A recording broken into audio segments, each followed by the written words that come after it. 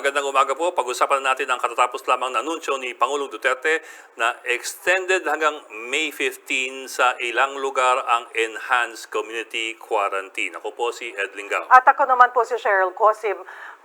Sa mga nakikinig po sa atin at nanonood sa 1PH, Signal Channel 1 at sa Radio 5, 92.3 News FM at syempre sa mga nakatutok din sa news5.com.ph pati na rin po sa Facebook pages ng 1PH at Radio 5. Magandang umaga po sa inyo. Okay.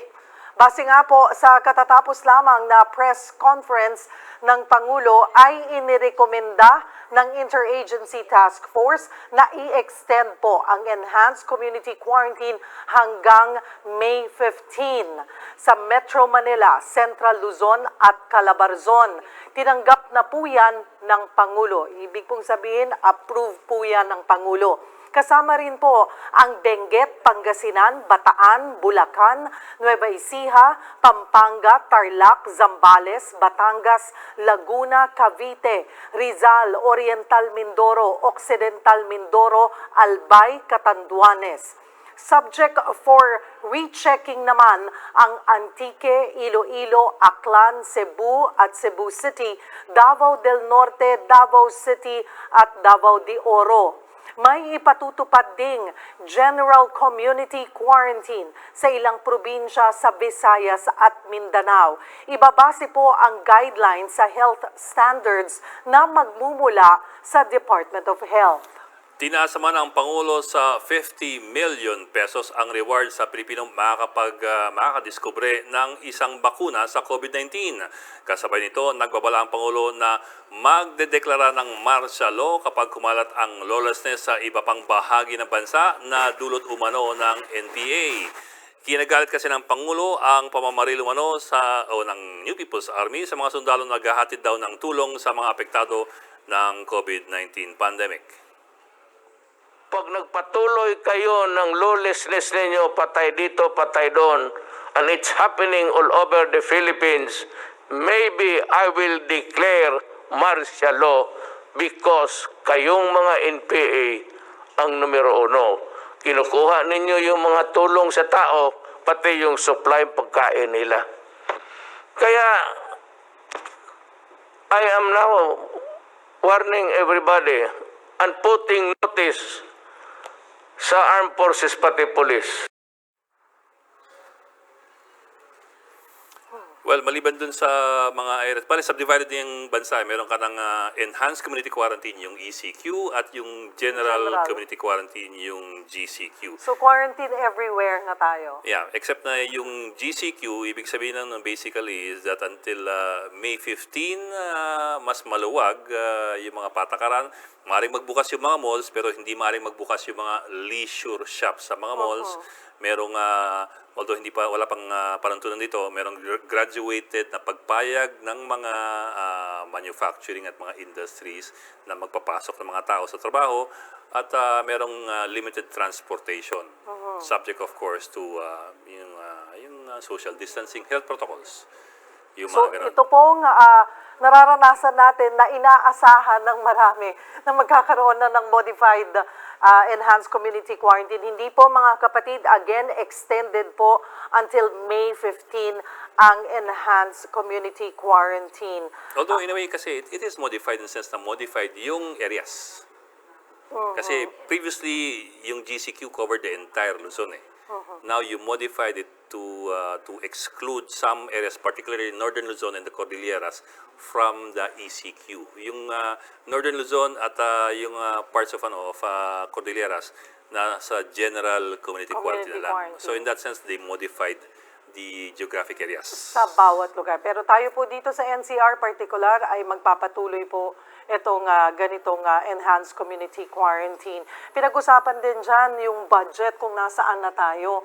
Ang sinasabi ng ating pamahalaan ay nasa 397 billion lang yung pwede nating galawin na budget. And so far, we have spent, according to Secretary Dominguez, ang nagastos na natin ay 352.7 billion. So we're almost there. Nandun na tayo sa limit na what we could actually spend. And so far, pag nagkataon ay we're gonna have to use the savings and borrow money from ADB and World Bank. Meron namang na-approve na Na- loans from multilateral institutions eh. And actually, yung initial budget from the Bayanihan Act allotments, these come from savings ng GOCCs eh. Hindi siya line item budgets eh. So dapat dun sa at least yung first 200 billion, hindi apektado yung budgeting previously ng gobyerno. Anyway, makakausap natin si Dr. Susie Pineda Mercado tungkol sa kung makakatulong kaya yung extended ECQ sa pag-flatten ng curve. Doc Susie, good morning po. Good morning. Hi, good morning. Magandang magasin ng lahat. Yes, ma'am. Doc Susie, of course, we're certain that you were listening to the announcement this morning dun sa extension ng 2 weeks dun sa select areas ng Luzon in particular. Ano pong inyong pananaw? Well, I've said this before. COVID-19 is not going to go away, right? It's not like we're going to wake up one day and it's all okay. That's not the situation. We've seen resurgence or pag-ulit ng spike o pagdami ng mga may sakit sa Singapore. According to my colleagues in China, where we are in contact with, they're preparing for a second wave in the winter.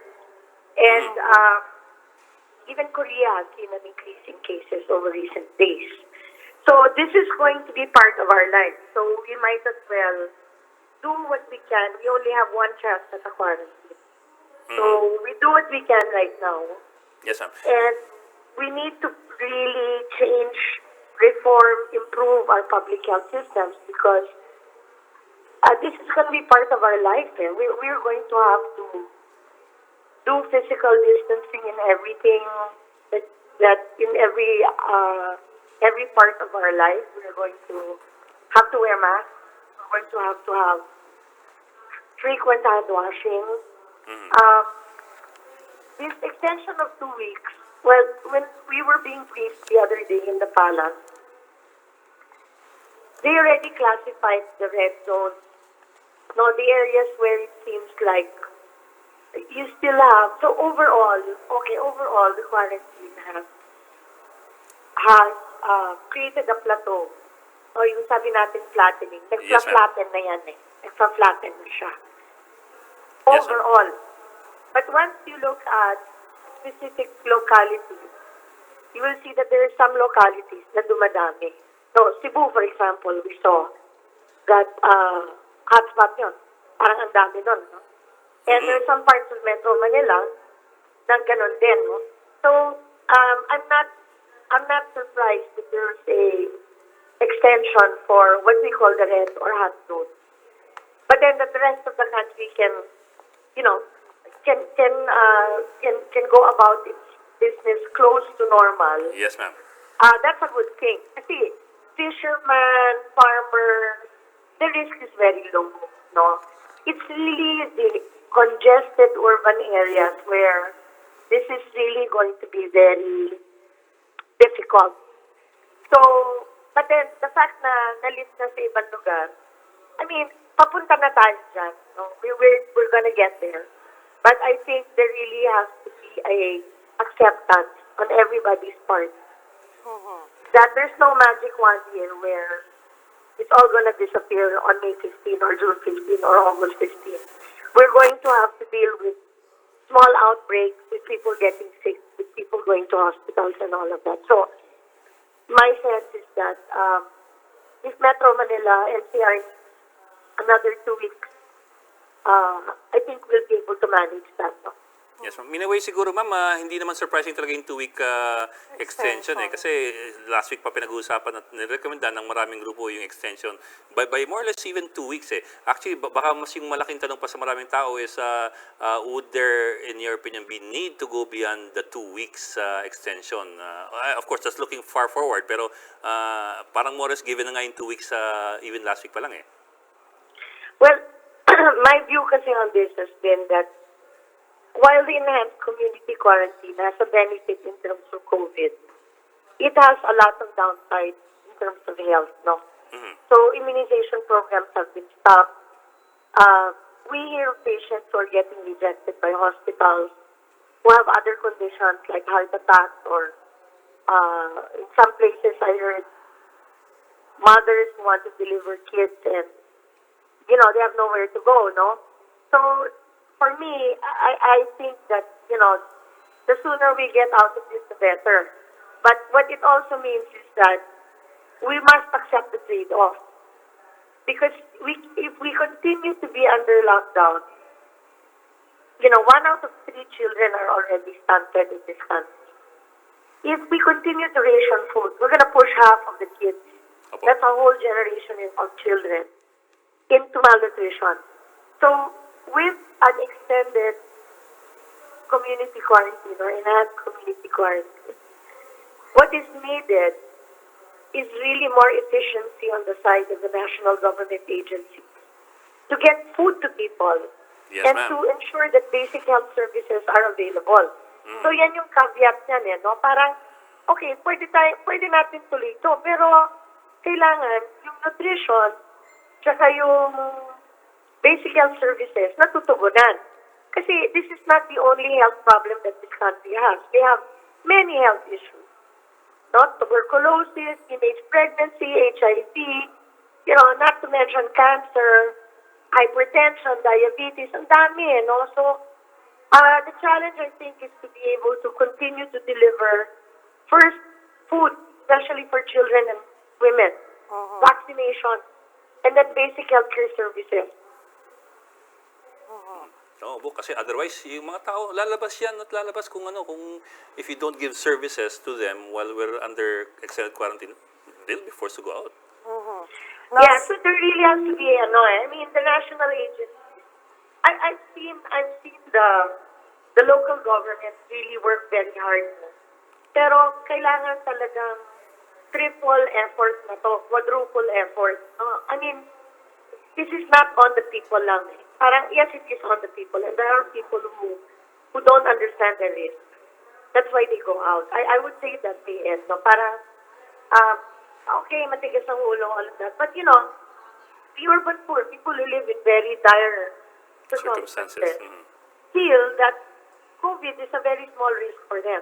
They don't know it can kill them. And maybe until it hits them. So, we really have to go out of our way to ensure that food and basic services are provided, especially to the urban poor. Dr. Susie, dito po sa mga high risk or sa red zones na sinasabi po natin, nananatili nga dito yung enhanced community quarantine.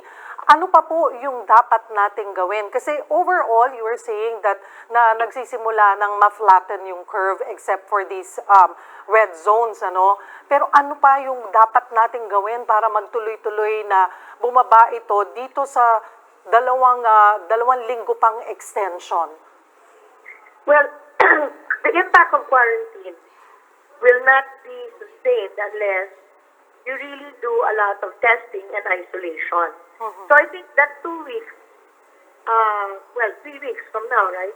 That Yes. buys us still a lot of time, right, for people to ramp up testing. And I think that's happening already, Kasi what you need to do, so you have a virus, right? And it's carried by people. And so far, we have slowed the transmission. We have really slowed it down. You compare our numbers of deaths. Wag na tayo dun sa how many have it or don't have it. Kasi we really had a deficit in testing. And that's because of many reasons. No? We were not technologically prepared. We didn't have enough laboratories and so on and so forth. And then it's been difficult to source PPEs and all of that globally.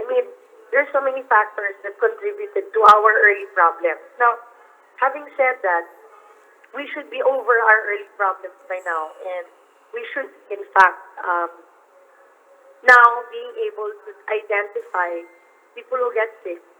And those people who get sick, they need to be isolated. So, yung mga malalaking mga community quarantine na yan, dapat gamitin na natin yan. No? And of course, make sure that people are comfortable there so that they don't escape or feel like they're being imprisoned. No? So, you have to isolate because what happens is the virus is in people and people carry the virus around. But if you isolate them, then the virus will naturally die in their body if their immune systems are strong.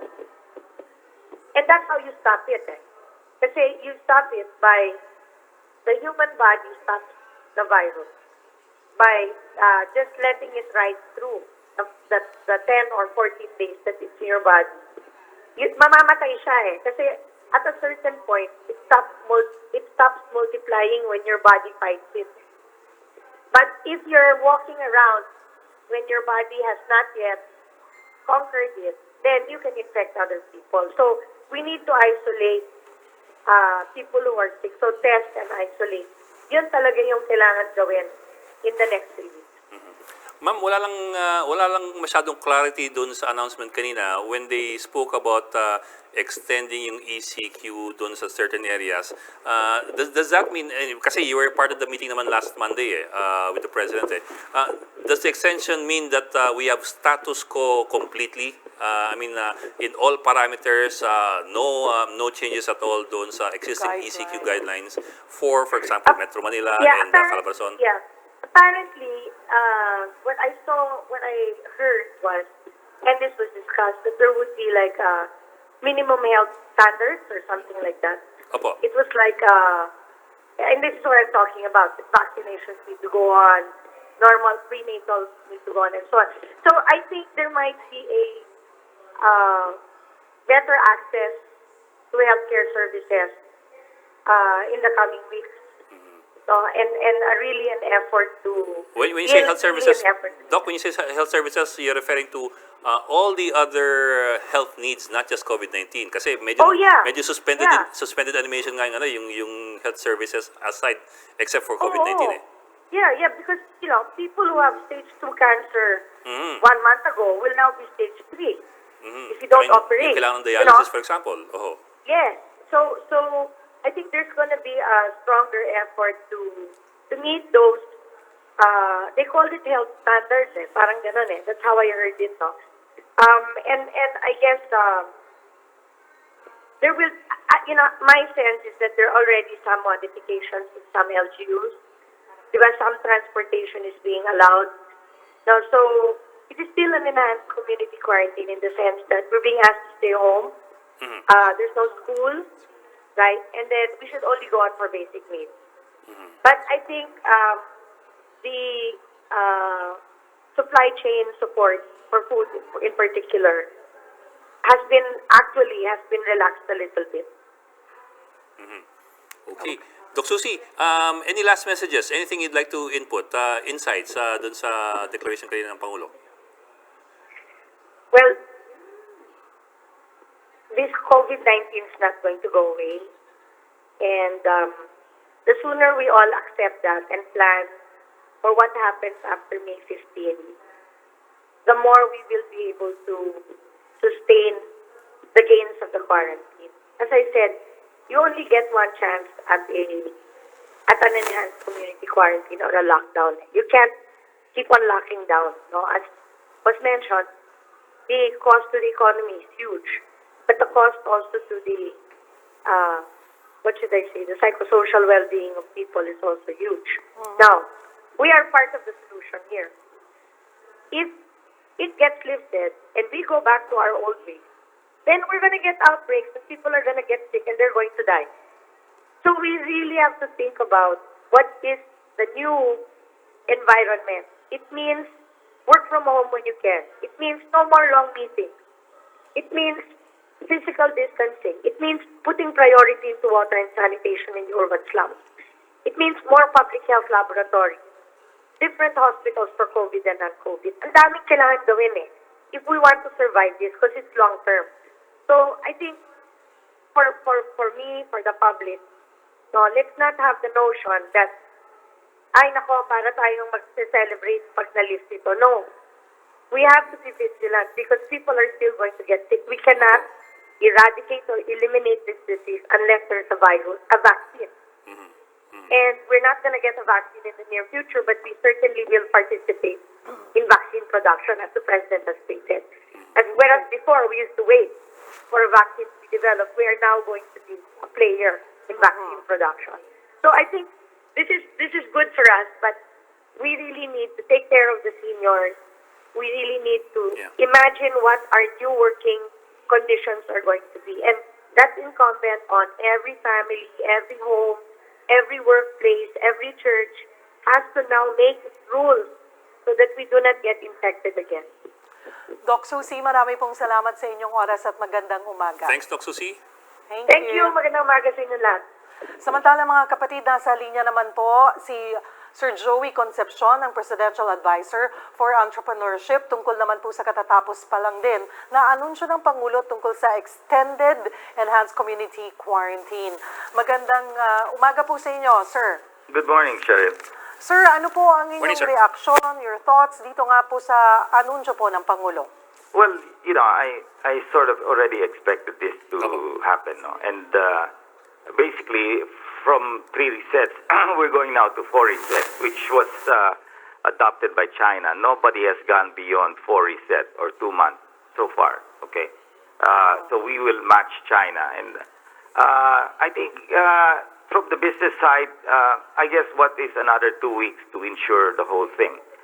But remember, when we go back and open the back to the economy, what will be the new normal is what we are going to try to press on. No? Because the new normal, you cannot lock down in this manner. It's very difficult to lock down NCR, Calabar, and all of that. We have to start what we call community quarantine. The President said that definitely until a cure is found, there will be a form of quarantine. But what is that form of quarantine? No? Should it be coming at the highest level right away, probinsya po muna? Or dapat i-target natin yung community, yung barangay, yung municipality? My approach is, now, na-delay na, that was my recommendation. Okay, fine, we have one more reset that will allow us more preparation. Ang gagawin ni Secretary Galvez ngayon, talagang yung mga quarantine centers, kailangan i-expand yan, and then yung testing namin, padating, swerte lang, padating mismo ng May 15, banda yung area na yan. So tamang-tama, pagbukas ng pagtanggal nitong quarantine or enhanced quarantine, yung mga testing, rapid test namin, dadating in that period, no? So, makakatulong rin yan, no? At siguro yung PCR-based, yung RITM, siguro babalik sa normal, yung Red Cross, andar na yan, and then yung private sector, we are now meeting tomorrow to discuss how we can help in the PCR test by expanding the capacity. Kasi the solution really here is test. At approved ni Pangulo last week yung mass screening using the rapid test kit. So malaking tulong yung rapid test kit.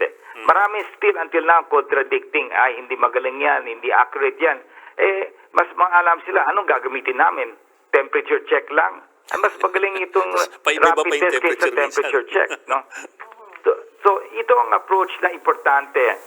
Test will allow us to open the economy more. Kasi kung wala kang test, ang mangyayari dito, hindi mo makikita yung gravity ng situation sa isang barangay, sa isang city.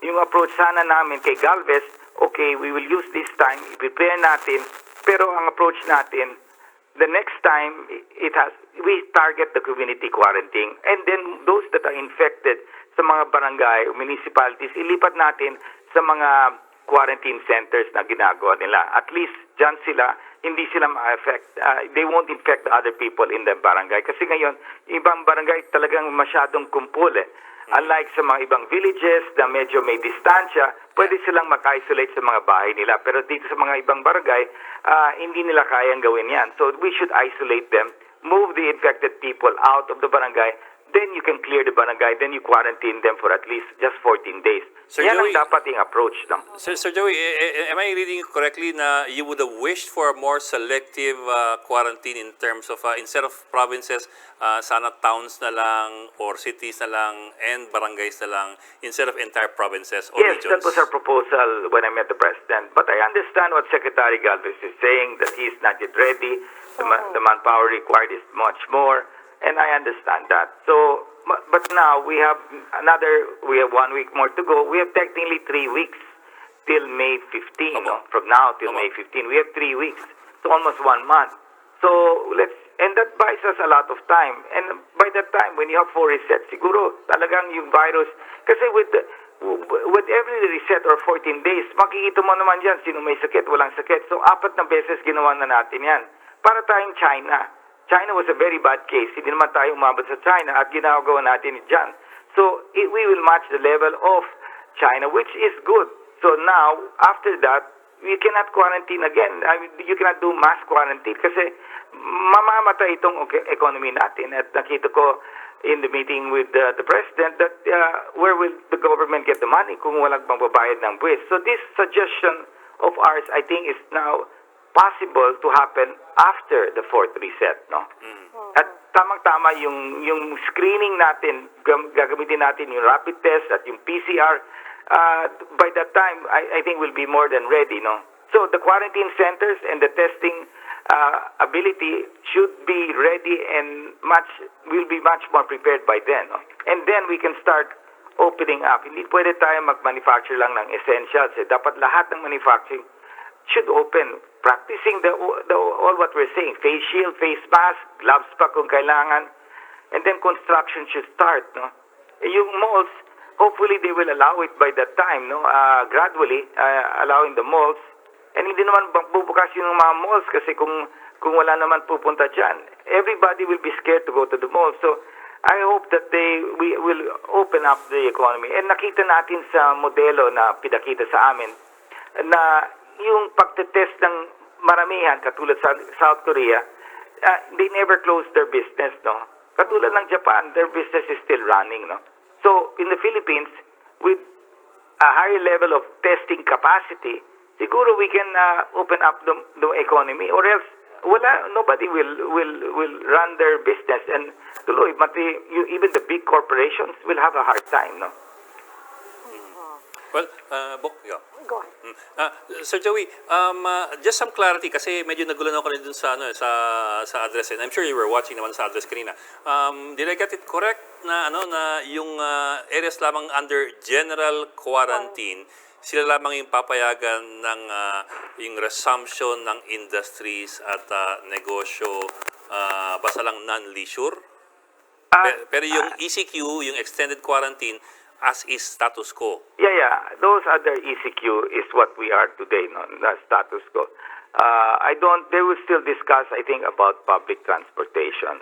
Now, under this current status of ECQ, public transportation, halos wala naman ngayon. We're able to live with it, no? So, sana we're requesting that we can look at public transportation in the provinces. Yun ang kailangan namin, no? Sa may Calabar area. Halos yung trabador namin. Dito sa Metro Manila, even if they don't do public transportation for another 2 weeks, it doesn't really mean, because we're not going to open the offices naman. So, okay lang yan. I mean, malls will not be opening and all of that. So, you don't need public transportation here in Metro Manila, to my mind. No, I mean, if they grant 50% of the MRT, LRT will open, that will be great. No, at least there's some form, or even 30%.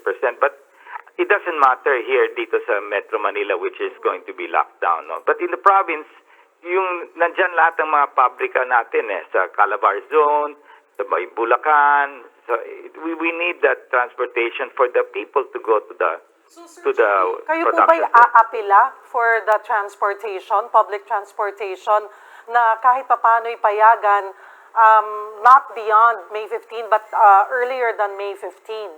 Yeah, right now kasi wala naman public transportation, no? So we're using private cars, we're using our own Shuttles. Buses to bring the people to work. So pwede rin yan. Now, if they grant public transportation today, good. If not, okay rin. I mean, we've lived with that already, nasanay na namin. And then, we have our ways of bringing the people to work using private transportation. So, okay na rin yan. But I don't know, they will still discuss the details. Mas importante sa akin, what is life after May 15, no? Because we have now to bring back the economy. Or else, alam mo, nakita mo naman yung budget secretary natin is limited, no? Eventually, yung social immigration, hindi natin kaya yan. Hindi katulad tayo ng Amerika na pwede tayo mag-print ng pera. Tayo naman dito, we're doing much better under Secretary Dominguez. So we have to make sure that our balance sheet as a country is well intact, no? And And the only way to do that is you have to run the economy. There is no other way but not to run the economy. It is going to be a big disaster if we go beyond another fourth reset. No, that means nothing is improving. But I'm very hopeful. I'm already 100% sure. Even if we let go on April 30, we will be far better off. That curve will really start to move down. It's just that some people want to be conservative, and I think that's okay to be conservative. So another 2 weeks, para 2 months, at the same level of China, okay na rin yan, just to be super sure. And I'm sure by that time, we should look forward that this curve will really go down. Everything will be not back to total normal kasi kailangan natin bantayan pa yung virus na yan. Kasi pwede mangyari uli yan. Pagbalik dito ng mga balikbayans, mga foreign tourists, kailangan may sistema tayo dyan. Ang ginagawa ng ibang airlines ngayon, Emirates, mula ibang lugar, nagra-rapid test sila bago sila sumakay sa airplano. And then pagdating, siguro may PCR machine tayo. So the private sector is already launching its rapid test through the ARC. No? And maraming dito subasali eventually over that. Hopefully by May 15, ang dami at dumating, siguro darating lahat ng test kits namin. So there is at least good. This extension in a way is good. It will hurt more the MSMEs, but I think overall it will help us get prepared. No? Marami pong salamat. Ay, teka, may isa pa po. okay. Sir, let me ask you about yung specialization nga po ninyo, yung MSMEs, yung micro, small, medium scale enterprises. You are Presidential Advisor for Entrepreneurship. Yung itong 2-week extension, so now, 1 week pa tayo until April 30 and then 2 weeks in addition for until May 15. How is this going to work out for the MSMEs? Well, alam na natin, yung capital naman nila hindi gaano kasing laki ng mga medium at large. No? So kung nahirapan yung mga large at medium ngayon sa panahon na to, mas lalong mahirapan itong mga MSMEs. Pero ano magagawa natin? No? So itong kailangan natin gawin para sigurado na yung health issue, we have more time. No? The decision has been made, and as I said, whatever decision the President will make, that is his own decision, and he is good at instinct. So palagayin ako, alam ni Presidente ang dapat gawin, and we will support him 100%, even 200%. No? And ang role namin with the MSMEs is to just give them hope. I'm telling them not to give up. Our MFIs, rural banks, our thrift banks have to support them with additional funding, and that's being provided by Secretary Dominguez, DTI Mon Lopez.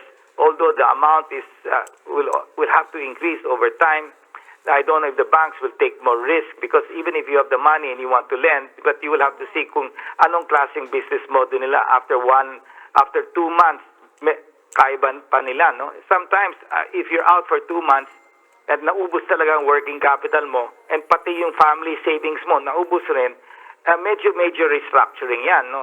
So some of the MFIs, the halos, they are also not as big as the large banks. Baka hindi nila kaya yan. So that's where the government is having this special lending, guaranteeing of loans. So hopefully makatulong yan. No? But in the end of the day, are you telling me is there no damage? Of course there is damage. Everybody, pati corporation namin, everybody is not spared. Big, especially the bigger you are, the more you will feel this. No? Nobody is exempted from this crisis. Yes, sir. But can you quantify that damage to the MSMEs? Kahit ballpark figure, how many percent yung magiging contraction dun sa MSMEs? Yung saving grace ng MSMEs, yung agriculture MSMEs, yung sari-sari store, palengke MSMEs, no? Yun kasi they're carrying food, no? Pero karamihan dyan, they're not able to carry beer, cigarettes, no? Yun ang malaking kita rin nila, mga sigarilyo, mga beer, ganyan. So, pagkain may kita sila. So, I'm thinking, yung itong sari-sari stores at carinderias, medyo, they are at least maybe hopefully break even. Sa agriculture naman, yung challenge lang nila, ang pagdala ng mga farm products nila dito sa Metro Manila. But this is their time, because food production and agri-products is their time to shine, because everybody needs food, no? So, hindi naman kailangan kumain lang ng delata. So, that is their opportunity. So, this sector is somehow neutral, no? The way I see it. Surviving. Pero yung iba ng mga services, mga parlors, mga service centers, repairs, marami rin yan. Yes. Mga entrepreneurs sa mga malls, sa mga maliit na malls, retail, lahat yan, beauty, marami rin yan, no? So I would say, let's say 50-50, no? Ang ratio, no? So 50-50? those are the ones That's big. challenged, no? Sir, It's 50-50. not 100% of the micro-entrepreneurs are disrupted, no? Kasi karamihan rin ng mga micro-entrepreneurs natin, mga farmers, fishermen, buhay pa rin yan kasi demand. Yung mga sari-sari stores, buhay pa rin yan. Soft drinks, they're allowed to sell. Yung ice cream, they're allowed to sell. Pagkain. Yung problema lang, yung sigarilyo at yung mga sigarilyo, yun ang talagang ang laki ng kita nila daw dyan at yung beer, no? Pero right now, they're not allowed to do that. So, okay lang yan. I think these sari-sari stores and agri people will survive, no? Will survive. It's the other sector, maybe I would estimate maybe half of that yung tourism, yun rin yan. About half. Sigarilyo at beer, mga pang-happiness pa naman yan, no? pero Seka, one more question po, if it's okay. Yes. Kasi nga, kahit yung mga nasa general community quarantine, yung mga nasa GCQ, which is basically the entire country except for yung nasa enhanced quarantine, bawal pa rin yung leisure-related services and stores. That means Tuloy pa rin malls, yun. right? Mga malls, mga, I don't know what they mean by that, tourist spots or things of gathering. I think pagbawawalan ito mga areas of mass gatherings, no? So that will have to be discussed, and I think over time they will have to see how to open it up, no? Will tourism be allowed after May 15, no? Are we allowed to travel to Bohol, Boracay, and all of that, no, to generate local tourism? Are we going to eventually allow our foreign tourists to come back here, no? So definitely pag sa ibang bansa, kailangan pag-aralan ano ang gagawin ng mga airlines. Magra-rapid test sila katulad ng Middle Eastern Airlines na they're giving testing before departure, and upon arrival may PCR sila. So we have to do that. There's no other way. Or delikado rin yan. Pagbalik nila dito, baka makontaminate lahat. Okay. Marami pong salamat, Sir Joey, sa inyo pong oras at good morning po. Thank you, sir. Good morning, man. And joining us is Presidential Spokesman Harry Roque na siya ring tinalagang tagapagsalta ng Interagency Task Force. Secretary Roque, thank you for joining us and good morning. Good morning. Good morning, Ed at Cheryl. Magandang umaga and good morning to all our televiewers. So, Sek, klaruhin lamang po natin unang-una, kayo na rin po ang tagapagsalita ng IATF. Opo, na talaga na po tayo na maging tagapagsalita ng buong ekotibo, no? Hindi lang po sa presidente. Could you, before we go to the announcement, yes. could you walk us through that? Ano nangyari dun sa, kasi for 3 weeks, si Secretary Nograles, tapos biglang nagbago po? Hindi ko po alam. I can only surmise po na napakadami na rin trabaho po ni Secretary Nograles, no? At kaya at saka nagkaroon po ng desisyon na magkaroon na ng centralized communication, no? Para kung magkamali ako nagkamali. Pero hindi malilito ang taong bayan dahil nagkamali, no? So, yun po ata ang nais mangyari ng presidente sa panahon na napakadaming fake news. Kailan po ito sinabi sa inyo na kayo na rin po ang magiging tagapagsalita ng IATF? Sec. Well, may memorandum pong in-issue ang Office of the Executive Secretary. Nalaman ko po ito, kung hindi ako nagkakamali, ngayon po ay Friday, mga Wednesday po. Okay. Sec, we'll zoom in dun sa announcement kanina ng Pangulo kasi while you were giving the briefing kanina, of course, you mentioned several provinces and regions that are under certain quarantines. But you also mentioned nasa red areas, for example, and so on down the line. Pero wala kaming visual cues kanina eh. So, just to be clear lang po, tell us if you're getting it correctly.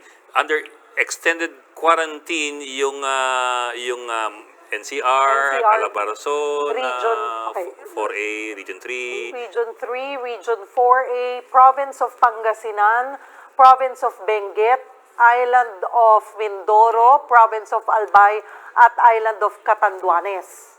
Apo. Among others. Pero yung... Meron pa pong Antique, Iloilo, Cebu City, Apo. tapos Davao del Norte, Davao City, and Davao de Oro. Ang So sabi status po quo po dun- yan, status quo. Pero ang sabi po doon, ano po Status yung quo. rechecking? Pag sinabing rechecking. Well, pwede pa pong bago yan on or before April 30, no? Ang tinitingnan po natin ay dalawang bagay, no? yung pagkalat ng COVID-19, yung kahandaan ng health sector sa lugar na yon na magbigay ng serbisyong medikal sa mga posibleng magkasakit, at yung level ng testing, no? Kasi kung ang mass testing ay mabagal pa rin, wala tayong kapabilidad na mag-locate kung mga merong sakit, i-isolate sila at bigyan ng cure, no? So, yan po yung mga bagay-bagay na makaka-apekto sa desisyon kung ano mangyayari sa Abril at Resta. For instance po, no, itong probinsya ng Aklan at Capiz, although it is moderate po yung numero, no, napakababa naman po nung kakayahan nila na magbigay ng serbisyo at saka nung kanilang mass testing, kaya naka-red pa rin siya. Kasi kasama pa rin ang ECQ, no? So, pero ganun pa man, yung mga areas po talaga na sinasabing for rechecking at saka yung area na maintain, titignan po natin kung ano ang final data pagdating ng April 30. So sir, the first level, the primary level is yung extended quarantine. Tapos tell me if I'm getting this right, yung next level means the rest, yung general community quarantine. That's the rest of the country na hindi kasama sa ECQ. So yung general quarantine po, maaari nang mag-reopen ang mga malls basta lang non-leisure yung mga establishmento sa loob. Tapos merong to a certain degree maaaring magbukas yung mga pabrika to a degree. Opo. Well, may mga classification po yan, no? So ngayon po, siyempre, lahat ng industriya na bukas, nagpo tayo nasa ECQ, mananatiling bukas, no? Yan po yung pagdating sa pagkain, agrikultura, fishery, forestry. Ang pagbabago po yung food manufacturing and entire supply chain, including ink, packaging, and raw materials, magbubukas na rin po. Yung mga food retail, supermarket, market, restaurants for takeout and delivery, yung healthcare, hospital, clinic, drugstores, logistics, tubig, enerhiya, internet, telecom, at ang media. Tapos meron tayong classification na 50% to 100% opening, no? Yung other manufacturing like electronics and exports, yung e-commerce and delivery for essential and non-essential items, yung repair and maintenance services, housing and office services. Tapos meron naman tayong posible na 50% on-site, 50% work from home. Yung financial services, BPO, yung other non-leisure wholesale and retail trade, at yung other non-leisure services. At meron tayo yung 100% closure pa rin. Miski tayo po ay nasa GCQ na, ito po yung mga eskwelahan. Okay. Ang rekomendasyon po ay yung late opening ng mga eskwelahan sa Setyembre, except online learning, no? Yung leisure, amusement, gaming, at fitness.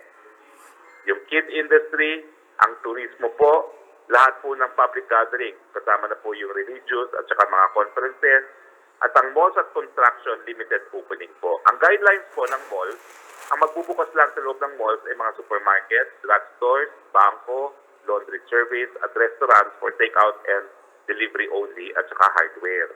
Tapos po, kinakailangan, ang po pwedeng makapasok lamang, yung edad 21 hanggang 59 na merong ID. At ito naman po ay 72% of all mall goers.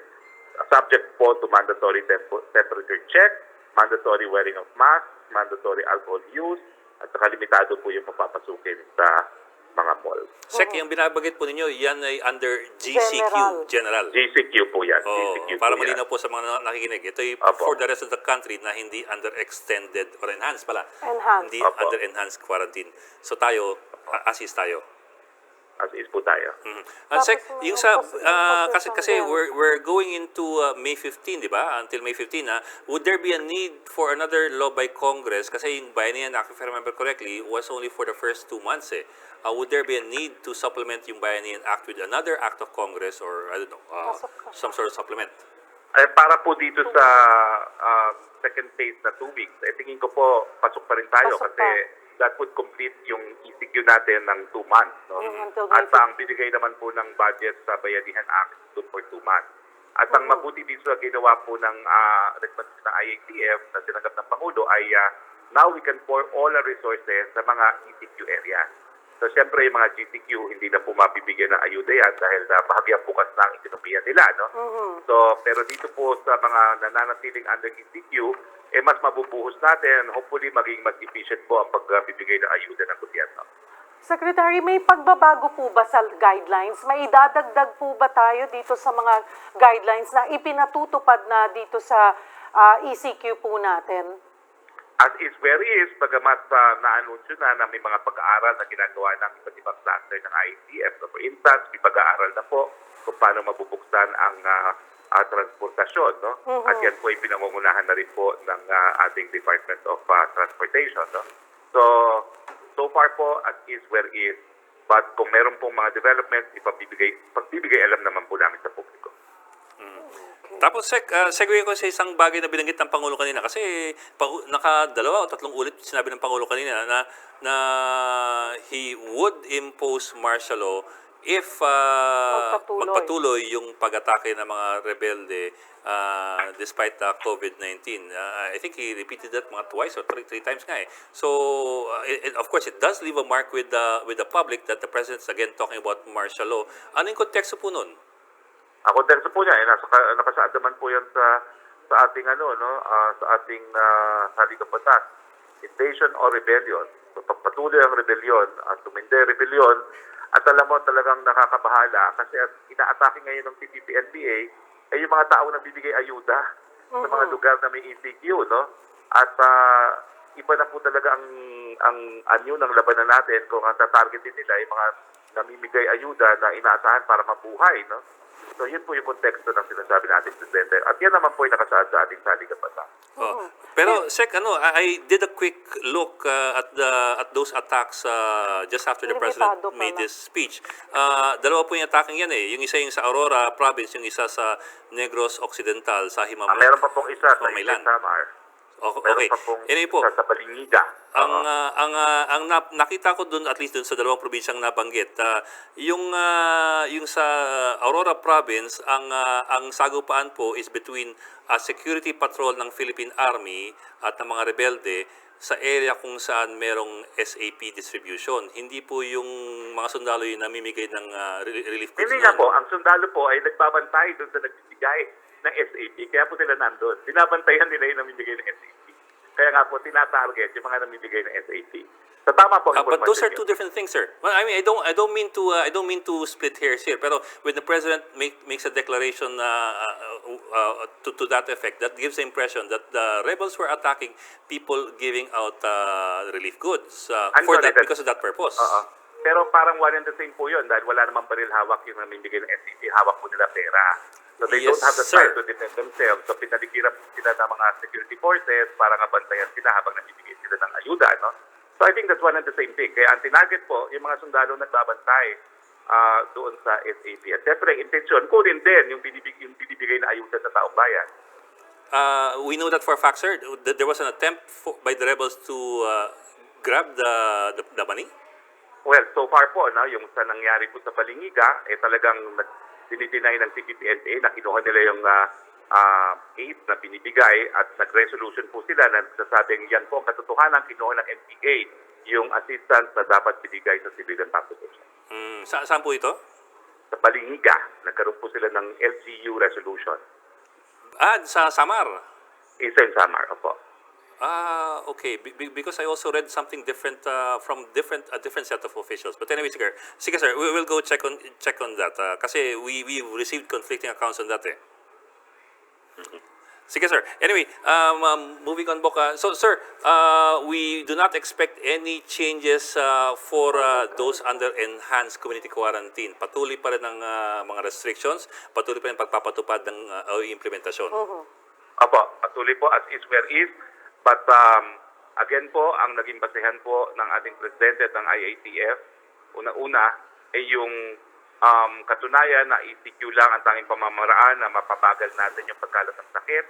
At pangalawa po, yung kahandaan ng ating health sector na magbigay ng serbisyong medikal dun sa po pwedeng magkasakit. At saka yung level of testing natin, dahil kung di pa napapalaganap po yung mass testing, wala po tayong basehan para malaman kung sino mga may sakit na, i-isolate sila at pag-treat. Okay, pwede po bang isingit ko na rin, Secretary? I don't know kung updated po kayo. Nasaan na ho ba tayong estado pagdating sa mass testing? Well, alam niyo po, meron na tayong combined capacity ngayon na umaabot po ng 20,000 dahil na po ang Red Cross po ay nagbukas na rin ang kanilang facility for PCR testing. No?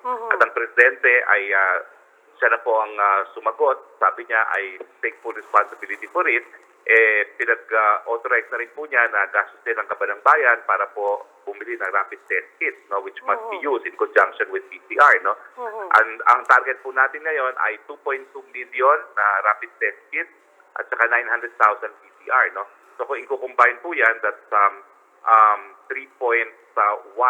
million for a population of 110. So kung di ko nagkakamali, more or less, mga around 3% ang target natin na matesting ang ating mga kababayan. Pero sa ngayon po, we're still working for up to 8,000 sa PCR testing on the government side, bukod pa dun sa Red Cross side. No? So yun nga po, no? We're working towards at least minimum 18,000 testing PCR a day. And then, ngayon po, no, ako kukunin ko pong numero, pagdating naman sa pribadong sektor, meron din silang Project SOA na ginagamit po nila ang rapid testing. No? So, importante po na siguro by way of learning from others, sa New York po, ang mass testing din po nila ay hindi lang PCR, kundi rapid test din. No? At importante talaga na we do it in a manner that will at least be equivalent to a good statistical sample, no? Para maging representative po talaga yung rate of infection at mapaghandaan ng Sek, ating, yung sinasabi niyo health pong sector. 3% or 3 million plus, ay matapos po natin ng hanggang May 15 or beyond po yan naman? Well, that is beyond. That's the total test that we want, no? Over the next 3 months, no? Pero sa ngayon po, tumaas na po ng dramatically yung ating capacity dahil nga po easily we are at 20,000 a day on PCR. At actually po, napakadami na ring rapid testing na ginagamit ng private sector. So tatanungin ko lang po, no? Ang nangyari po kasi until last week, hindi makabili ang gobyerno ng rapid test dahil maraming bureaucratic red tape. Kaya sabi ni Presidente, I will take full responsibility for this, no? Pero marami na pong gumagamit ng rapid testing dahil yan po ngayon ang proyekto ng pribadong sektor, yung Project ARC. Okay. Presidential Spokesman Harry Roque, na talaga rin spokesman ng IATF. Maraming salamat, Thank you. Secretary Roque. Maraming salamat po at magandang umaga po. Good morning po.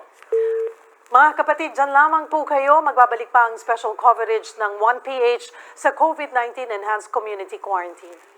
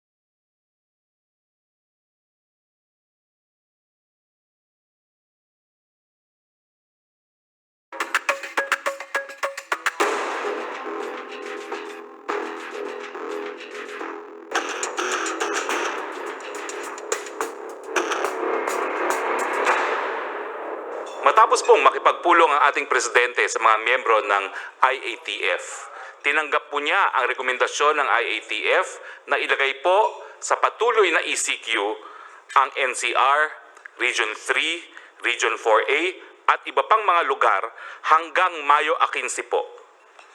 Ang mga lugar pong ito ay ang probinsya ng Benguet na po pwede pa pong magbago by April 30, ang NCR, ang Pangasinan na po pwede rin pong magbago by April 30, Bataan, Bulacan, Nueva Ecija, Pampanga, Tarlac, Zambales. Yung Tarlac at Zambales po pwede pa rin magbago by April 30, Batangas, Cavite, Laguna, Rizal, Oriental Mindoro, Occidental Mindoro, Albay, Catanduanes, ang Antique at Iloilo, pareho pong po pwede pang ma-recheck, ang Aklan at ang Capiz.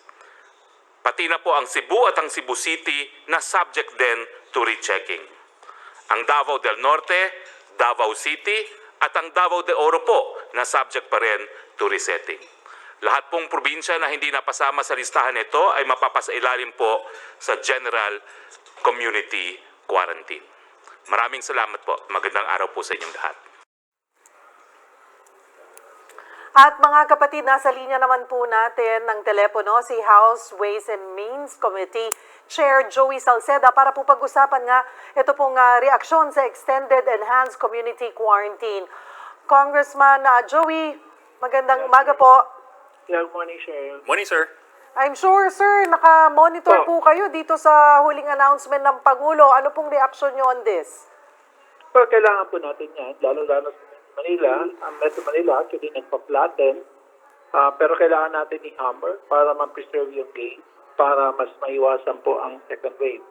Dito naman sa labas ng Metro Manila, lalong-lalo na Luzon, X, and CR, doon talaga rumaraga sa paakyat po yung mga infection. So you need that to flatten the curve. So we need this time between now until May 15 to essentially increase testing so you can isolate them and therefore reduce the number of infectiousness outside before you release. In the Philippines, we have about 1.927 billion social contacts every day. Now, if the ECQ was able to cut it down by 1.4 billion, so you need to isolate, kailangan mahuli mo talaga yung mga kriminal para pwede na po tayo lumabas ng bahay. That's the simplest way to explain it. So these two measures, pag tinignan mo po, yung bottom line ng mga okay naman po siya, pero ang epekto po nito in terms of population, that's still 79% of Luzon versus 100% before. In terms of GDP, that's still 91.1% of Luzon versus 100 before. And in terms of infections, that is 92% of Luzon. Now, the broad stroke, which is all sorts of other provinces, nationwide, that's about 56 million under ECQ out of a total of 102.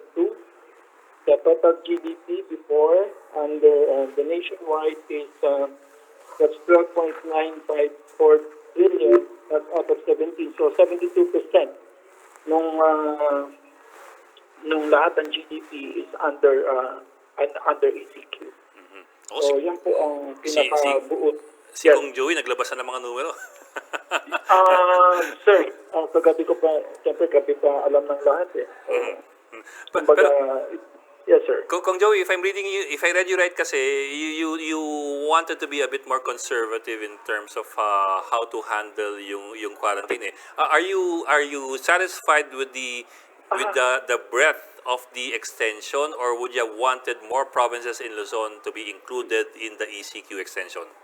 Dalawang bagay. On the positive side, yung GCQ in Luzon gives you an idea of, kasi meron naman itong mga mountain range like yung sa Car at saka yung sa Ilocos and Cagayan Valley.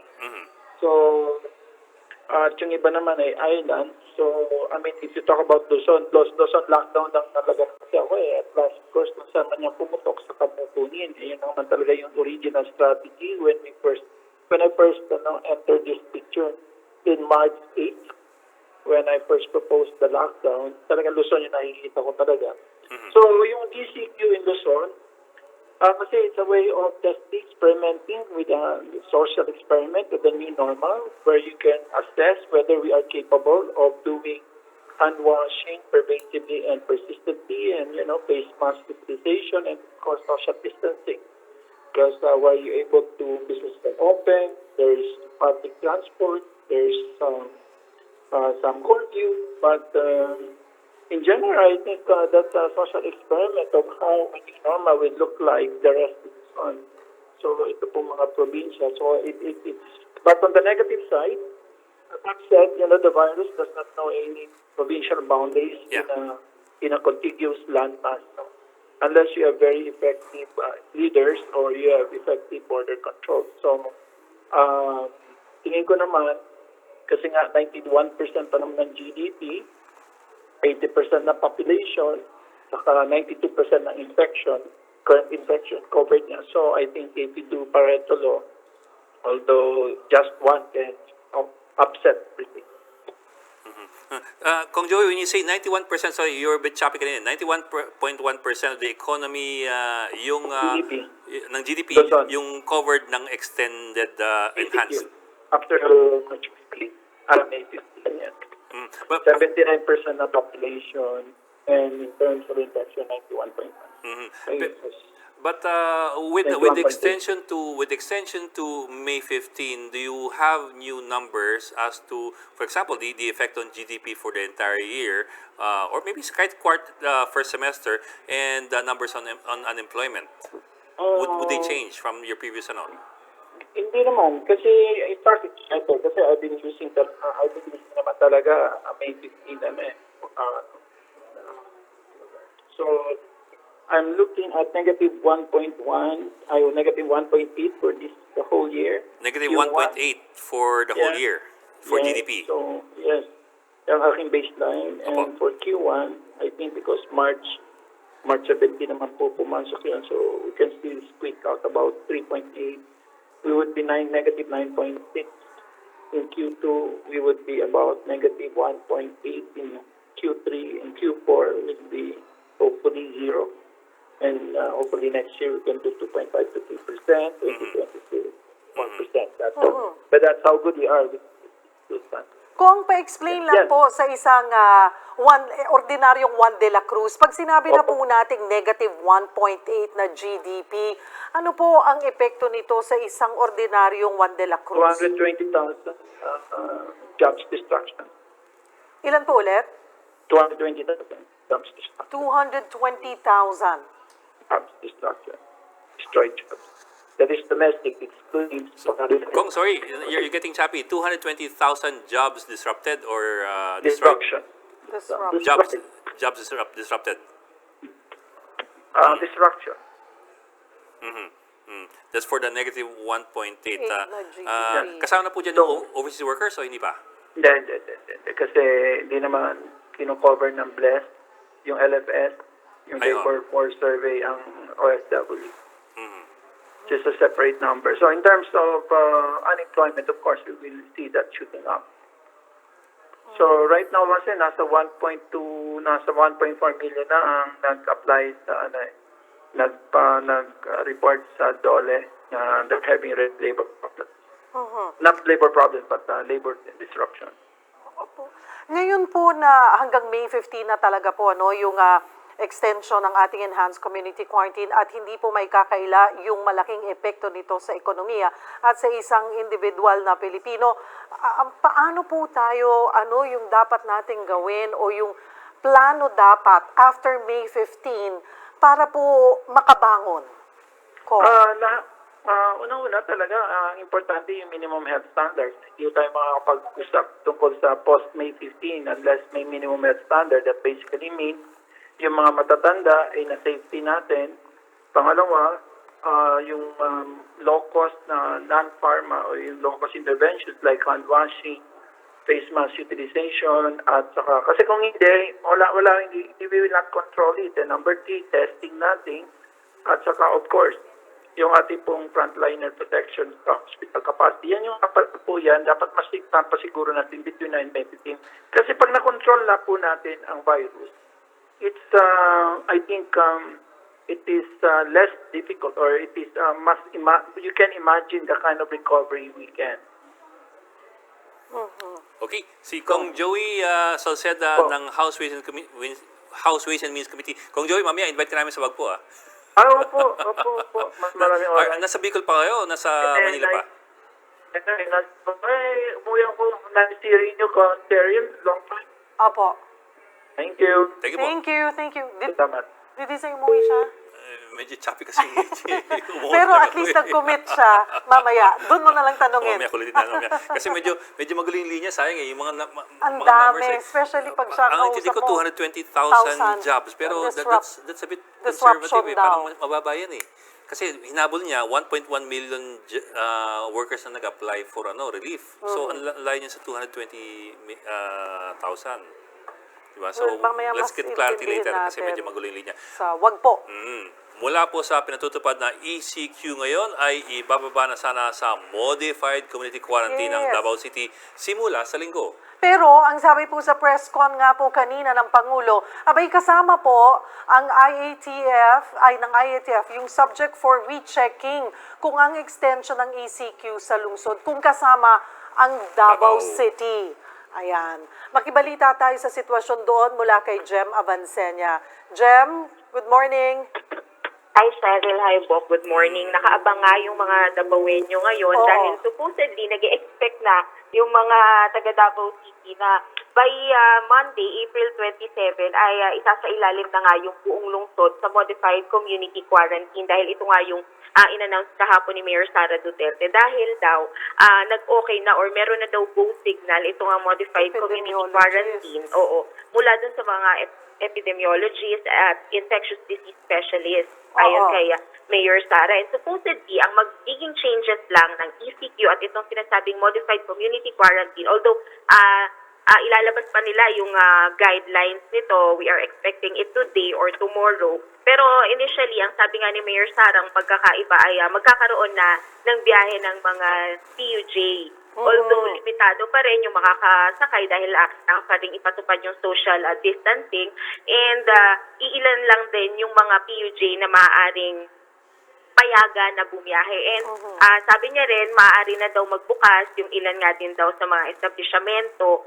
So, unlike kasi ngayon talagang strictly yung mga essential shops lang yung pwedeng magbukas. Pero once daw na sa ilalim na nga sa Modified Community Quarantine ay maaari nang magbukas yung ilang mga negosyo at kumpanya, even na dapat ay meron silang itong sinasabing skeletal workforce. Pero Jem, doon naman sa announcement ay kasama ang Davao City doon sa sinasabi ni Secretary Harry Roque na rechecking. So ang sinasabi ni, parang ang explanation ni Secretary Roque doon sa rechecking ay yung final na desisyon kung makakasama ba ang Davao City or the other provinces sa ECQ ay pwede pang magbago hanggang April 30.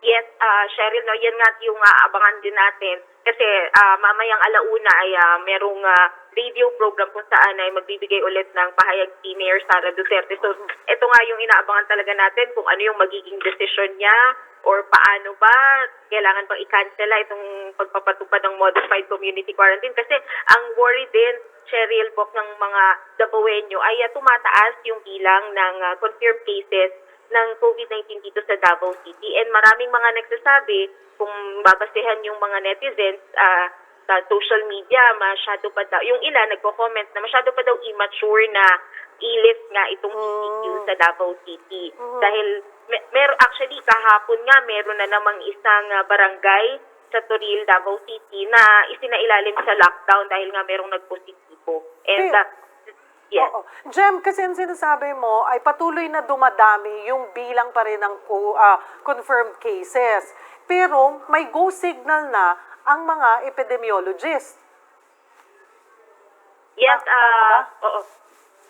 Yes, Cheryl, kasi kung i-compare naman dun sa pagtaas ng bilang ng mga confirmed cases, so i-compare yung numbers sa Davao City sa numbers na meron sa ilang city ay hindi ganoon kabilis yung pag-akyat naman. For example, kahapon nga, wala namang, within 24 hours, kahapon ay zero, wala namang nadagdag na positive case. Pero late nung nakaraang araw ay biglang nadagdagan ng 5, nadagdagan ng 3. So, alam mo yun, meron pa rin talaga kasing nadadagdag. Kaya meron talagang ilang mga Davaoenyo na worried pa kasi baka nga hindi pa o masyado pang maaga para daw i-lift itong ECQ.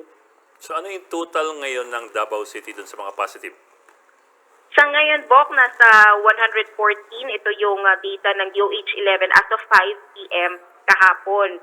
Yung death, Bok, ay nasa 17, samantalang yung gumaling o yung recovered na ay 62. Yun nga lang, Cheryl, no, merong konti, may pahayag ang Southern Philippines Medical Center kahapon kasi merong dalawa nang gumaling na nag-negative na muli na namang nag-positive. Nag-positive. Oo. So, ito yung according naman kay Dr. Leopoldo Vega, yung chief, yung ng STMC and ng DOH-11 rin, naglabas din sila statement na patuloy yung pag-contact tracing ulit doon sa mga nakasalamuhan nitong ang dalawang gumaling at nagpositibo ulit sa COVID-19. Jem, yung pinang-test pa sa dalawang yan ay PCR test kits o yung antibody test kits? Would you know? I-confirm natin, i-verify natin na pero as far as we know, kung STMC, ito na yung isa sa talagang nag-certify sa may RITM. PCR lab yan eh. Oo.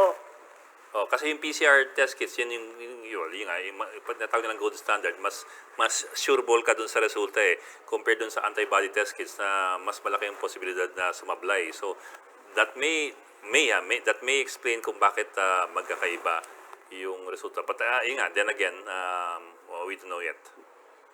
So, Actually, ang sabi din kasi ni Dr. Vega, parang twice na nag-negative na Negative. itong dalawang pasyente ng STMC, kaya i-discharge na nila. Yun nga lang, Bakit? Paano nag-test ulit? Paano ba ang system, Jem? Okay, di ba, bago kanila i-release sa ospital, kailangan dalawa kang negative. And then, after kang magdalawang negative, ay pauwiin ka na sa tahanan at magsa-self-isolate na naman for another 14 days. Tama ba ako? And then, tapos after 14 days, niretest ba sila? Tama ba? yes, Tapos, Cheryl, niretest nag-positive. sila. Nag-positive. Kaya ito nga, talagang ito muna ulit yung tinututukan nila dahil kailangan na naman magsagawa ng contact tracing doon sa mga nakasalamuhan na naman kasi hindi Pero- sigurado biglang nag-positive. Oo, pero 'di ba, Jem, sabi nga natin, ay after nilang ma-release sa ospital, dapat another 14 days of isolation, of self-quarantine. So, dapat hindi masyadong problema ang contact tracing dahil dapat dun sa 14 days na yon, wala silang nakakasalamuha at all unless naging pasaway sila at inisip nila, negative na ako ng 2 beses, pwede na ako makihalubilo ulit. Yes, Cheryl, yan yung itatanong natin mamaya kasi I guess with this afternoon ay magkakaroon ulit ng virtual presser itong DOH at SPMC para malaman natin kung bakit kailangan na namang mayroong i-contact trace, gayong kailangan na within 14 days ay i-quarantine sila. Naitanong mo pa dun sa ating eksperto, dun sa doktor, na bakit may mga ganitong pagkakataon na 2 beses na nag-negative at nangyayari pa rin na may mga pagkakataon pa rin na nagpa-positive, yung nag-negative na. Come again. Sorry. Oo. Jem? I Yes, don't know Shari. kung baka lang naitanong mo doon sa ating expert, doon sa doktor na kausap mo na ano yung explanation na nag-negative na pero nag-positive ulit after 14 days of retesting. Yes, Cheryl, isa din yan sa itatanong natin mamaya, Okay. no, oras na magkaroon ng virtual presser nga itong DOH-11 at SPMC. Alright. Okay. Bok, Okay. maraming salamat, Gemma Vansenia. So yan mga kapatid, isa po sa hintayin ng mga taga Davao ay yung pagsasalita naman ni Mayor Inday Duterte sa Dapat, magiging sitwasyon nila after the 30th. Nung linggo kasi dapat mag-modified na sila. Oo. On the 27th, on Monday. Which means loosening up a bit on the restrictions sa public utility vehicles. Loosening na naman. Pero again, this is something na baka kung ma-justify nila, kasi di ba subject for rechecking nga, kung ma-justify nila na hindi na sila kailangan makasama sa enhanced community quarantine, baka payagan silang makasama dun sa general GCQ. enhanced community quarantine. Okay. General Community GCQ na. quarantine. Okay. Okay.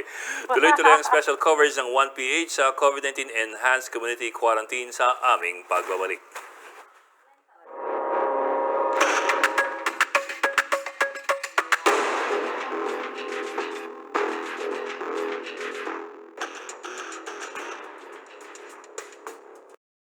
na daw, joke lang.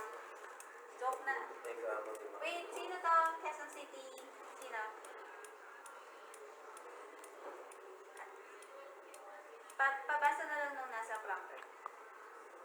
Sige, sige, up. Pa-up po ng prompter. Ayan. Batoy? Batoy. Batoy.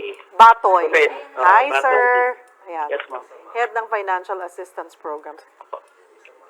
Sir, taga-QC ako. Ilang Ate, beses, ate, ma'am. ilang bang beses dapat makakuha ng relief tax? Ay, ano po yung iba, dalawa, minsan tatlo po. Depende po sa way po ng barangay po. Bakit ako isa pa lang? Ay, mahina.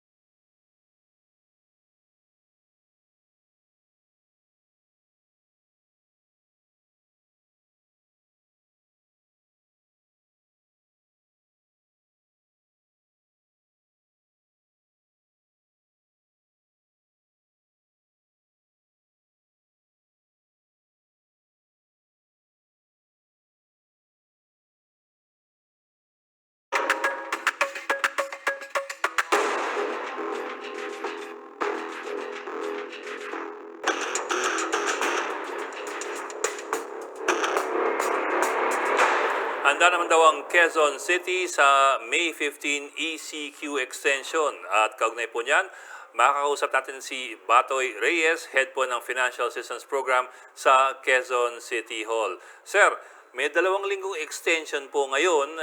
Siyempre kasama dyan ang Quezon City. Do you have enough food to distribute to people in Quezon City? Good morning po.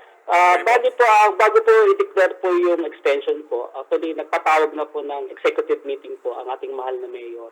At i-ready nyo na po yung lahat ng departamento, lahat ng cluster na mag-prepare po sa possible scenario po ng extension, pati po dun sa ating post quarantine programs po natin. So, ibig sabihin, you have the facilities and you have the food and the money for a 2-week extension. Opo.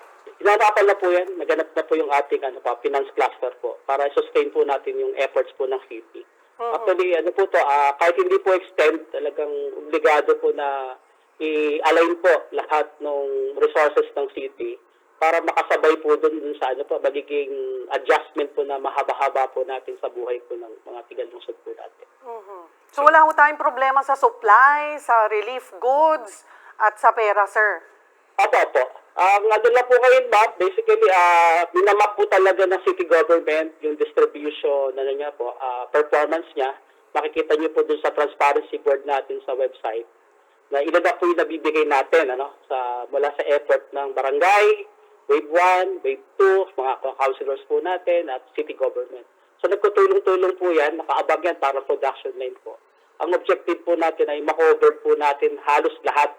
Ang issue lang po yung particular intervention po, saan umpisahan, saan tatapusin, sinong ikutan ng 2-3. Ano na po yan, timpla na po yan ng ating mga barangay officials po kung saan nila uunahin yung most in need po, tsaka yung mga pwede po nating medyo paghintayin ng kaunti para to give way po dun sa unahin po nating isasalba po.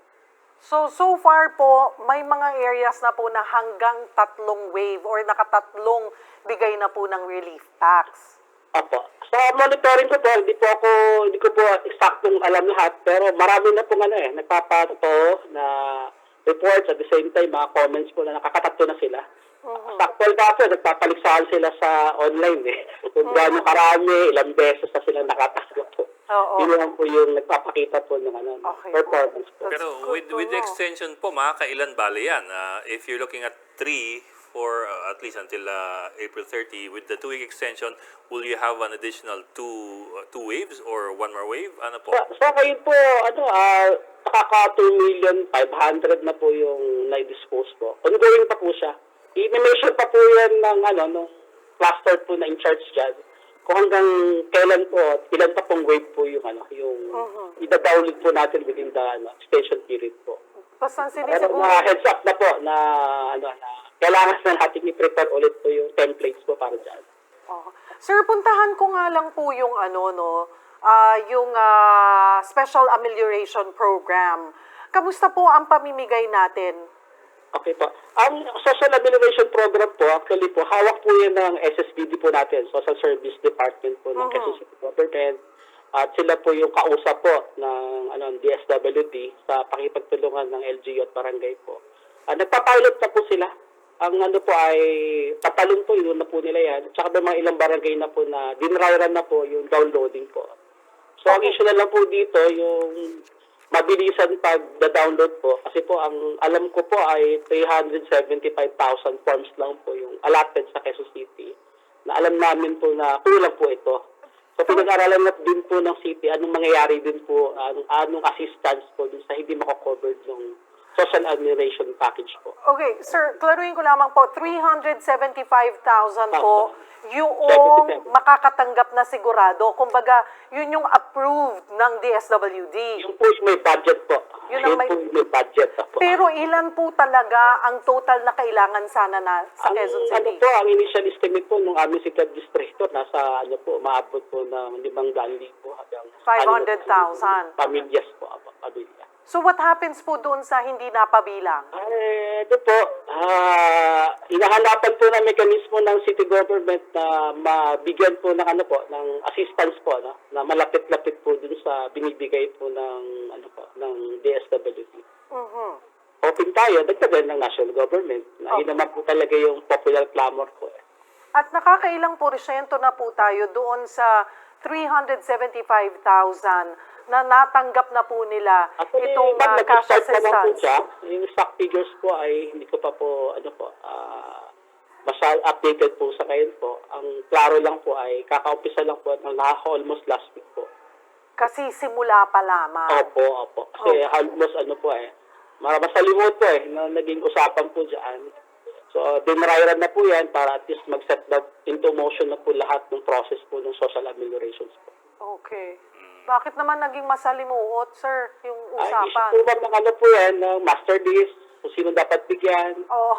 Opo, lahat po ay gusto makakuha. Sino mag-download po, sino mag-disseminate, sino mag-distribute. Yung mga rules po dun sa sa guidelines po, una mahigpit. Meaning dapat may entourage ka ng 5 tao bawat area. Nabababa, may police, may barangay official, may DSWD, merong a representative from the other sectors po. Para lang sa distribution tagging. Iba pa po yung yung retrieval, iba pa po yung encoding method, tsaka babalikan mo kung approve o hindi. Ang mahigit sa lahat po, yung pinakamahirap, yung pagbibigay na aktual na pera sa community. Napaka-risky po in terms of hawak mo yung malaking cash.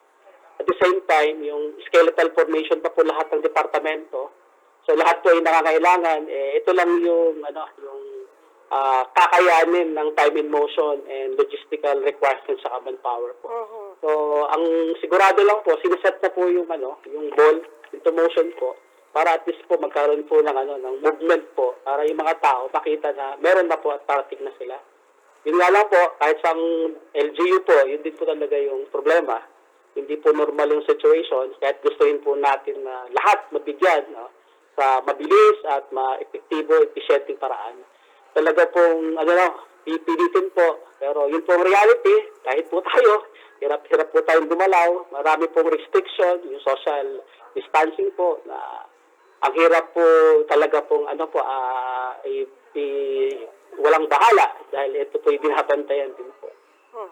Sir Batoy, yung 2015 census kasi, yung Quezon City, nasa 2.9 million yung populasyon. At least yung 2015 census yun. Pero kanina kasi, bago tayo mag-unan, nabanggitin yun na lumalabas pala na 4 million yung populasyon ng Quezon City. Bakit po laking discrepancy? That's 25%, 30%. Regulations po na kung saan ay yun na pala bilang namin. Ang mga klaro po na indicator po niyan dahil sa infrastructure development sa city, ang dami pong workers na nanirahan na ho dito sa QC. Tapos ang dami pala mga borders po. So baka hindi mo inaakalang bahay na maraming border. At higit sa lahat, dami pong stranded. Like San Roque po, yan po yung classic example na yung mga tao ho dyan nirelocate na. Pero ang dami palang nakatira dahil yung mga infrastructure workers po natin, nandyan sa MRT, dyan sa LRT, dyan na po nag-migrate. Kasama na po yung pamilya nila. So wala po sila sa datos. Kaya nung nagkaroon po ng distribution, alam po na mga barangay na bigyan na nila, meron pala silang hindi naabot. At pati sila po yung nabulaga. Yun po yung realidad po dito sa Quezon City. Kaya yung system po ng distribution ng city, hinahabol po yan. Hanggang sa ngayon po, stabilized na po ngayon kasi na-reflect na po yung totoong bilang. Na bulaga po talaga yung kahit sino po ngayong ahensya po ng city government, yung listahan po namin hawak dito, maswerte na po kung may kalahati po yun ang totoong bilang po namin. Okay. Well, isa pa tanong po. Sir Batoy, nabanggit ko kanina 395,000 yung inaprubahan na beneficiaries sa inyo ng SAP. Opo. That is out of ilan ng Estimate po namin 500 to 600,000 families. for the whole city yan or just for one district? Indigent po. For the whole city yan? Apa po. Okay. So malaki-laki rin na natagbas nabawasan. How did you establish yung 5 to 600? Ano yung basis nyo? Ito po, may CCA po namin nag-compute po basically. Based sa growth rate po natin, tsaka yung mga equations po nung computation ng family. Yun po yung lumalabas. Aside dun sa hawak naming data po dito, tsaka yung mga data po dahil sa DSWD, yung National Household Targeting Systems nila. So, extrapolate yan, sir. Yun po yung lumalabas po na indicative figures po natin. At klaruhin ko lamang po, ang city government po ay nakahanap na, may budget na, or naghahanap pa kung paano mabibigyan yung hindi makakasama dun po sa list? Ayoko na pong i-print po, pero meron na pong magiging declaration po ang ating mahal na mayor po dyan, na may supplemental budget po na nilabas, na naprobahan na po actually, at i-declare po yan ano po yung paggagamitan. Ang klaro po dito, yung aking programa pong binabantayan, yung Kalinga program po, classic example po yan. Nag-target po city government ng 100,000 na ulo, na bibigyan ng taga 200,000 bawat isa. At i-extend po yan, nalaki po yung bilang. Tig So, yan magkakano yung po, process sir, natin. yung Kalingang QC? Ano po yon?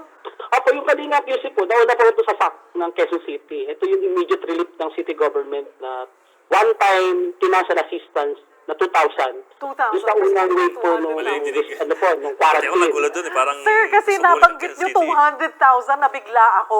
2,000 pesos. Lunayin po nyo kasi marami pupunta Ang sa inyo. target po 100,000 nakatao. Okay, tig 2,000 pesos, target 100,000. 100,000 na po. Para sa Okay. mga sector na tinamaan doon sa unang wave po ng quarantine. Okay, At ang okay. direction po ngayon yan, ma'am, magdideclare po ang city government na hindi na uusap ito na mahirap payaman. Basta may sector kang na-target, bibigyan ka. So lalaki po itong 100,000 na target niya to. Okay, so primarily mga, po, yung ano po public yan, senior transport. citizens, Oh? PWDs, tama po ba? Senior citizens, solo parents, and PWDs. Opo, opo. Yung Saka kung 100,000 vendors na po, yun. ito ang lumalabas, yung mga market sa dry markets na vendor, ambulant, lalo ito yung mga vulnerable, wala pong identity itong mga to. Pati po yung Muslim po na vendors po, pinapasok na po ng city government, ongoing po yung kanilang registrations Okay. po, para ma-covered. Ngayon po sa solo parent, siyempre may solo parent na mayaman din, maraming mahirap, PWD, the same din po, tsaka senior. Iko-cover na po siya almost lahat po.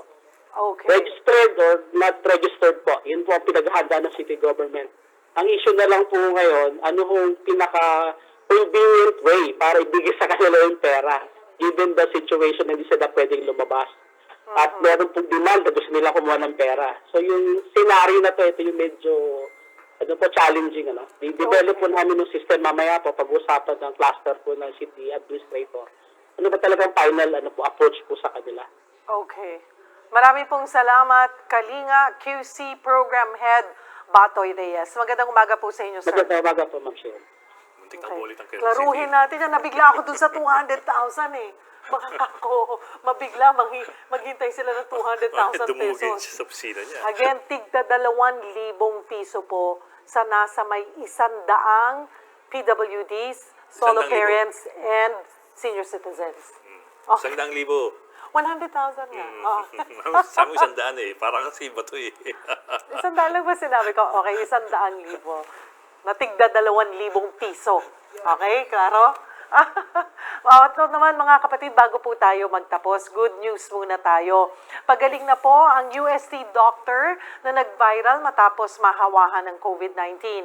Kinumpirma po ni UST Hospital Dr. Carmina Fuentebella na on her way to recovery na siya.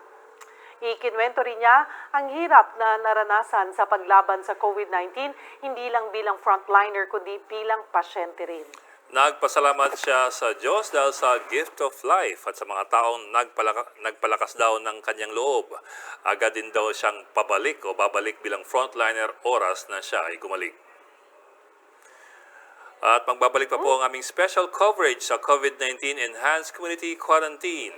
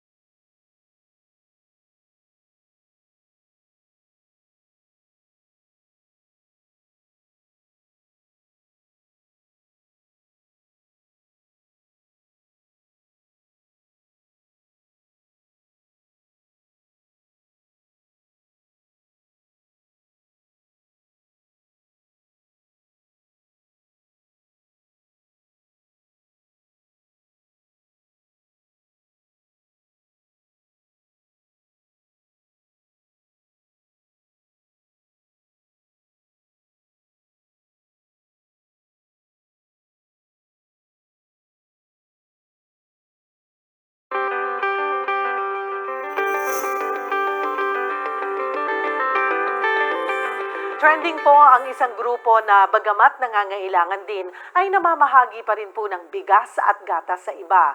Kaugnay po niyan, makakausap natin si Brian Angeles, ang head ng Milk and Rice Project. Good morning, Brian. Ay, nawala. Hi, Brian. Hello. Ayun. Brian, good morning. Good morning. po. Okay. Paano nabuo itong bigas at gatas project ninyo or Milk and Rice Project? Bali, kasi po, may anak din po ako na maliit. So, naisip ko rin po na paano po yung mga bata sa mga poor areas kung makakapag-supplement po ba sila nang hindi matatagdan ng COVID-19. So, naisip ko po na kami magkakaibigan, magambag-ambag at bigyan kahit paano po ang mga kabataan at saka po yung may mga karamdaman na bata at saka matapat na. Pero anong ginagawa nyo? Anong ginagawa ng grupo ninyo? Nag-aambag-ambag kayo o kumuha kayo ng mga donasyon para sa gatas? Paano sistema natin? Nag-aambag-ambag po kami. Bali sa pagpapo sa Facebook, may mga nag-TPM na kusa.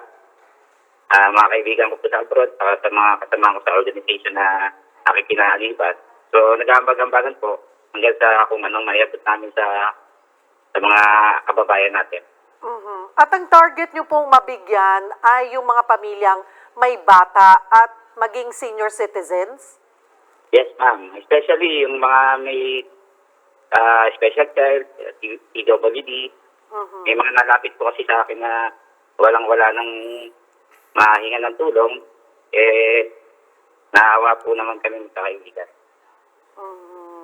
Nakakailan na kaya kayo sa iyong tansya na beneficiaries? Sa figures po, wala pa akong pero ang mga sa Asian Gift po, mga almost 50,000 pesos na po ang aming napag-aambagan first week. And still ongoing pa po. Okay. Doon po Kasi sa mga... ang gatas po medyo mahal din. Oo, medyo may kamahalan po talaga ang gatas. Doon po sa mga gustong maging bahagi or mag-donate po sa inyong grupo, paano ang kailangan gawin? Bali kasi ngayon po, mga personal ko pong kaibigan at sa mga organization ang ambagan. So siguro, add na lang po ako sa Facebook. Brian Scott Angeles, kung sino po. Pwede naman pong panasasakupan nila, magbigay na lang dun po sila sa kanilang kalugado.